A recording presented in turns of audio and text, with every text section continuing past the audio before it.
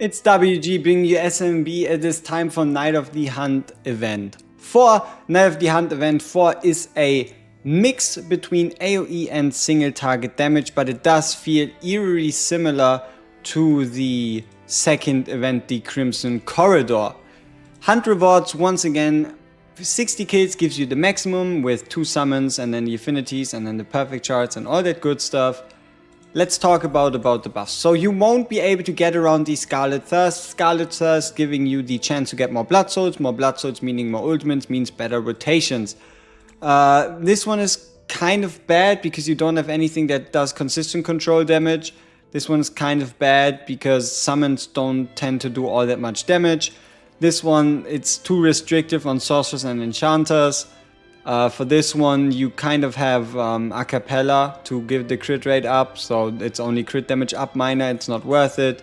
And here, the lifesteal and attack speed, you are not going to die, right? So the very best ones are the Full Moon and the Scarlet Thirst, no matter who you are, basically. So, yeah, that's pretty much it. Let's get into the tier list. Alright, yeah, so here we are for the quick tier list. It is again similar to event number 2, but a cappella, incredibly useful, incredible buffs, you're not gonna get rid of her. Van Helsing, by far the strongest and most important unit for this. Then it's again the Cisia Bella combo. Lamia, because Lamia can take out a wave, but she can also take out the single targets.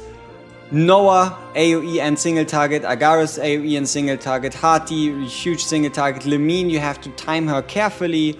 Agaris, just because he's AoE. Thebot, because he's AoE. Darcius and Joanne, yes, they are AoE, but they are a bit of a disadvantage because they are melee units, which means they have to move before they can attack. And Pusa, because she's a rare, so you can definitely find use for her. And then we've got a Kayn. Outside of that, I guess you could once again also rank someone like Friedrich a bit higher because he's a cheap low moon or cheap new moon. Stereoid Iona, you don't want the displacement effect because the displacement effect stops Van Helsing from attacking, but you also don't need the healing. So actually quite quick, let's get into the fight.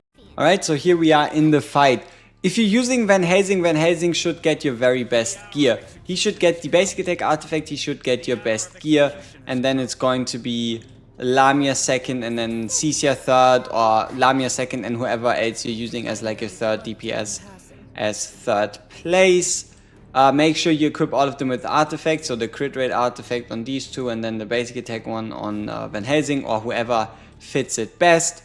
And yeah, it is really going to be eerily similar to what you remember from a second fight if you've actually watched that one, and that is we're going to start off with the Van Helsing ult, get the damage bonus, get the Bella clone out, and then it's pretty much going to end up in the same situation where most of our units are going to be channeling permanently, so we can just use everything while they are channeling and then just make sure that they don't channel, right? As soon as they stop channeling, we can use the skills, but it is really eerily similar. And also I don't know if you're gonna find like any crazy improvements to this strategy. It really just is about how fast can you, for example, like obviously if you play this on 1 time speed, you're gonna have an easier time. Like for example, you could perfectly time a Lamia once someone spawns. The faster, so basically the way it goes, you need to kill the short enemies fast, and if you kill the short enemies fast, you get another wave of the small ones, and you need again kill a bit tankier guy. But also they aren't that tanky that you should actually need a source of single target damage all that much, because with enough, like 3 characters that do AoE damage, you're gonna be able to defeat them even if you rely on AoE rather than single target damage. You can see we're not really doing anything too specific. We're basically just getting the skills out there, making sure we have our Blood Moon rotation up. We're getting a lot of blood back from the passive or from the skill. And also just make sure you don't use Van Helsing's ultimate. And there you go, new record, apparently 10 higher than before.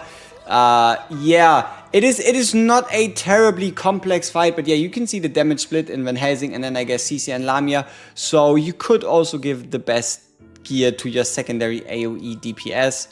And yeah, that's pretty much how you beat this fight. I hope this helped you out. Make sure you take advantage and rank higher than those that don't know about it. And as always, we see each other in the next one. Peace!